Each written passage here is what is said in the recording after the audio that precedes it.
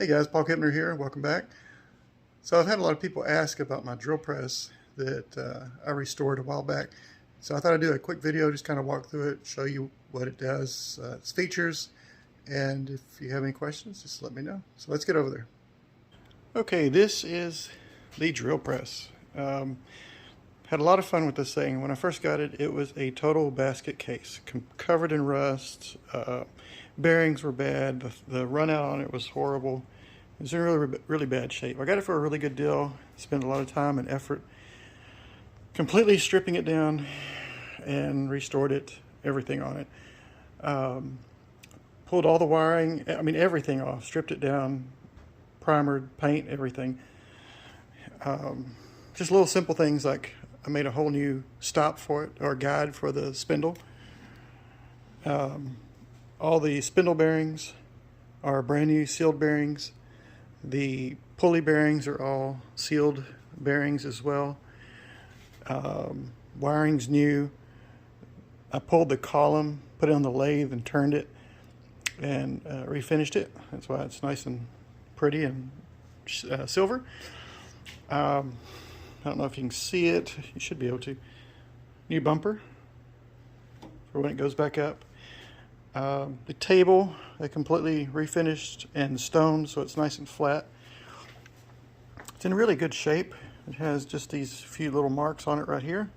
Other than that, table size, let me get my tape measure here. Whoops. Trying to do too many things.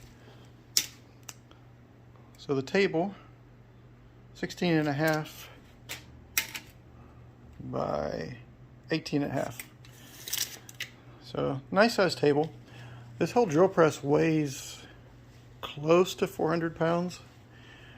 I'd say at least 375 or so, because when I was restoring it just for grins, I took the base itself and weighed it, and it was 125, I believe, something like that. And then the casting was another, just the head right here was another 100 and I think it was about 100 pounds roughly. And the table's pretty thick, plus the column. You got the motor, everything else. So, yep. So this is it. Pulled all these off. Everything's painted, redone. This switch, I don't know if it's the original one or not. But I want to replace it, I just never did. The thing's very quiet. You can turn it on. It doesn't rattle.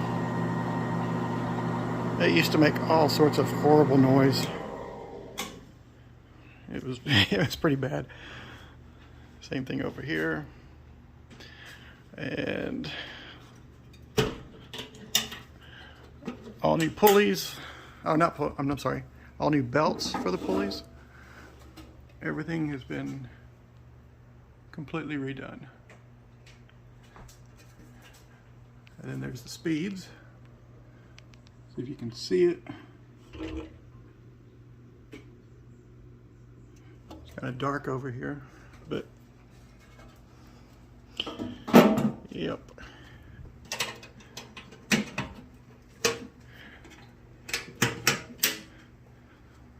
So, yep.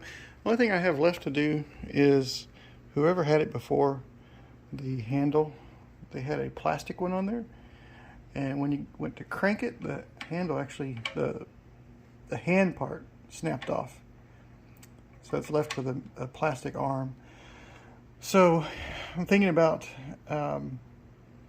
taking some bar and welding up a new crank arm for it. Have it come out maybe at maybe a 45 or something right coming here, and then sticking out. Maybe, I don't know. Or bending a piece of billet aluminum and putting it on there. Not sure. Track's been completely redone. It's nice and clean. Everything on here. I had a light on it. It would mount under here, light it up. However, in the move, I'm not sure where it is.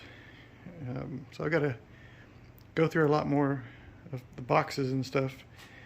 I know that sounds bad, but in the move we had 6 storage units. one of our storage units was broken into, and they took a lot of stuff, a lot of tools and stuff. Thankfully, the unit that has the mill and the lathe and everything they didn't get into, because otherwise all of my tooling would be gone, I'm sure, for it. But that's it.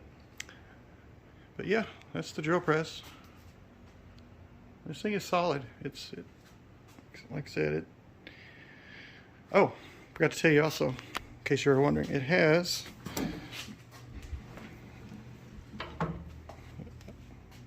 MT4 Morse Taper 4 spindle, and I didn't show you also, I bored the spindle out on the lathe so I can put a drawbar on it. Let's see if you can see it. Yeah, there you go. So I drilled that all the way through. It was 14 inches from here to the bottom of, oops, sorry, right here. I believe it was 14 because I had to flip it because I had I think it was 14. I could be wrong, maybe a little shorter, but I had to flip it in the lathe and drill 2 ends to get it to go through. One of these was missing, so I actually just bought another one.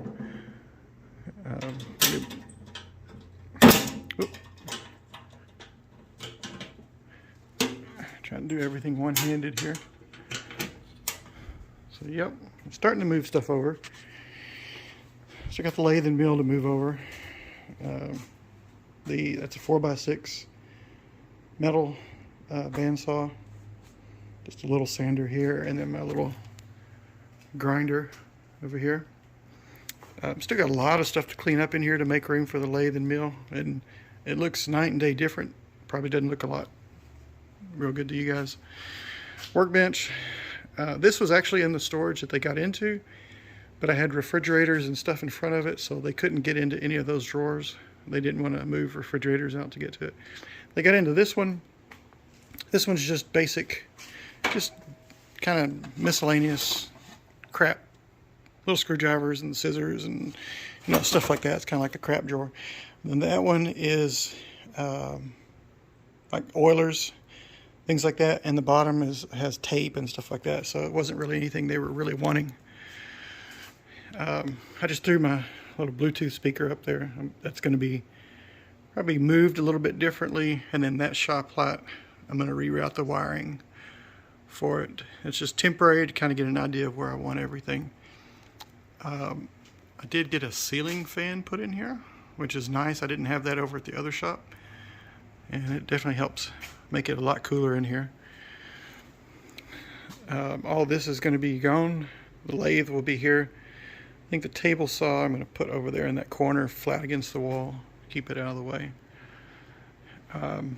In the process, or I say in the process, when they got into the unit, here's the laser machine, they stole the computer for it, which sucked, so I had to buy a new computer for it. I've got 2 orders there I'm waiting to do, or they're waiting for me to do. I went to start on them and found out the end of the laser tube, the water jacket, not the laser tube, but the water jacket on the laser tube was busted. So my option is either to buy a new tube or see if I can seal it, because it's not a high pressure system, it's a very low pressure water system. If I can seal it, I can still use the tube. If it stops or it breaks, then I've got to buy a tube anyway. But I found some really nice, I don't know if you can see it on the, but this is like some really, let's see, here's the, oops, kind of dropping the phone here. This is the stuff I used.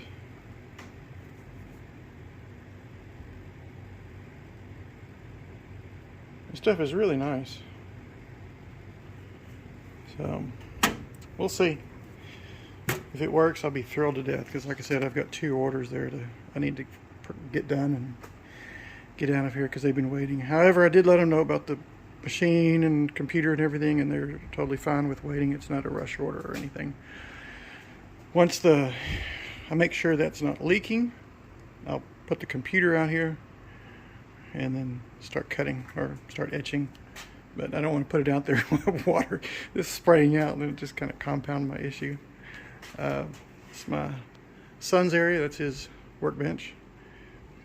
So, and then over there, you can't really see it, but my wife does metal forging. So that's her. She's got a little forge in the box. She still hadn't set that up yet, but for brass, aluminum, copper, lead, whatever. And then that drawer has different molds and things in there. And then I think that's a box of copper stuff. And then she has another big container full of aluminum that she melts down. So yeah, I'll be excited once we get it all set up in here. These boxes all disappear.